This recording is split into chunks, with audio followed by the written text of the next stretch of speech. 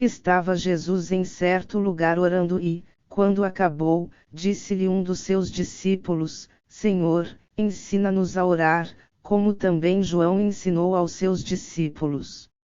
Ao que ele lhes disse: Quando orardes, dizei: Pai, santificado seja o teu nome, venha o teu reino. Dá-nos cada dia o nosso pão cotidiano.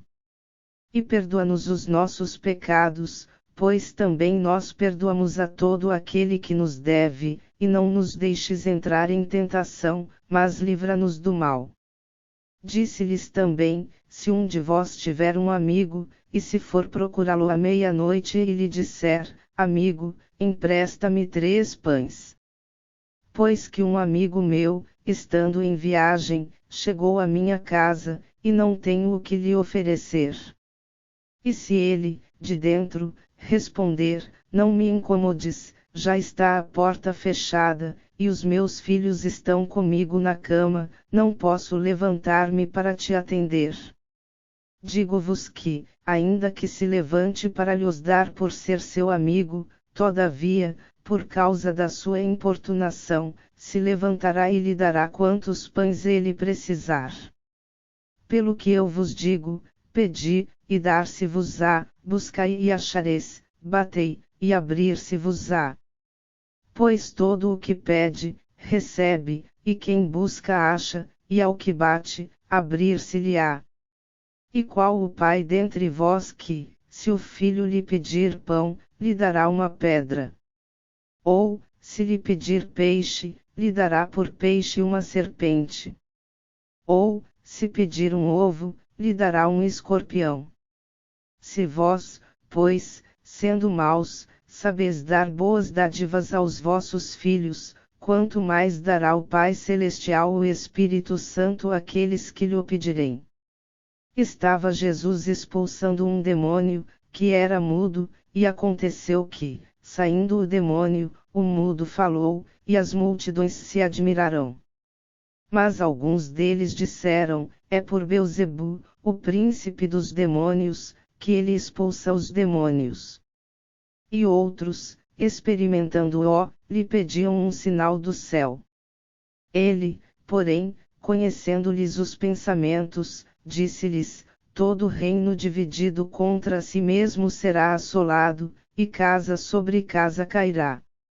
Ora, pois, se Satanás está dividido contra si mesmo, como subsistirá o seu reino? Pois dizes que eu expulso dos demônios por Beelzebu. Se eu expulso os demônios por Beelzebu, por quem os expulsam os vossos filhos? Por isso eles mesmos serão os vossos juízes. Mas, se é pelo dedo de Deus que eu expulso os demônios, logo é chegado a vós o reino de Deus. Quando o valente guarda, armado, a sua casa, em segurança estão os seus bens. Mas, sobrevindo outro mais valente do que ele, e vencendo-o, tira-lhe toda a armadura em que confiava, e reparte os seus despojos. Quem não é comigo, é contra mim, e quem comigo não ajunta, espalha. Ora, havendo o espírito imundo saindo do homem, anda por lugares áridos, buscando repouso, e não o encontrando, diz: Voltarei para minha casa, donde saí. E chegando, acha-a varrida e adornada. Então vai, e leva consigo outros 7 espíritos piores do que ele e, entrando, habitam ali, e o último estado desse homem vem a ser pior do que o primeiro. Ora, enquanto ele dizia estas coisas, certa mulher dentre a multidão levantou a voz e lhe disse: Bem-aventurado o ventre que te trouxe e os peitos em que te amamentaste. Mas ele respondeu: Antes bem-aventurados os que ouvem a palavra de Deus, e a observam. Como afluíssem as multidões, começou ele a dizer: Geração perversa é esta, ela pede um sinal, e nenhum sinal se lhe dará, senão o de Jonas. Porquanto, assim como Jonas foi sinal para os ninivitas, também o Filho do Homem o será para esta geração. A rainha do sul se levantará no juízo com os homens desta geração, e os condenará, porque veio dos confins da terra para ouvir a sabedoria de Salomão, e eis, aqui quem é maior do que Salomão. Os homens de Nínive se levantarão no juízo com esta geração, e a condenarão, porque se arrependeram com a pregação de Jonas, e eis aqui quem é maior do que Jonas. Ninguém, depois de acender uma candeia, a põe em lugar oculto, nem debaixo do alqueire, mas no velador, para que os que entram vejam a luz. A candeia do corpo são os olhos. Quando, pois, os teus olhos forem bons, todo o teu corpo será luminoso, mas, quando forem maus, o teu corpo será tenebroso. Vê, então, que a luz que há em ti não sejam trevas. 36. Se, pois, todo o teu corpo estiver iluminado, sem ter parte alguma em trevas, será inteiramente luminoso, como quando a candeia te alumia com o seu resplendor. Acabando Jesus de falar, um fariseu o convidou para almoçar com ele, e havendo Jesus entrado, reclinou-se à mesa.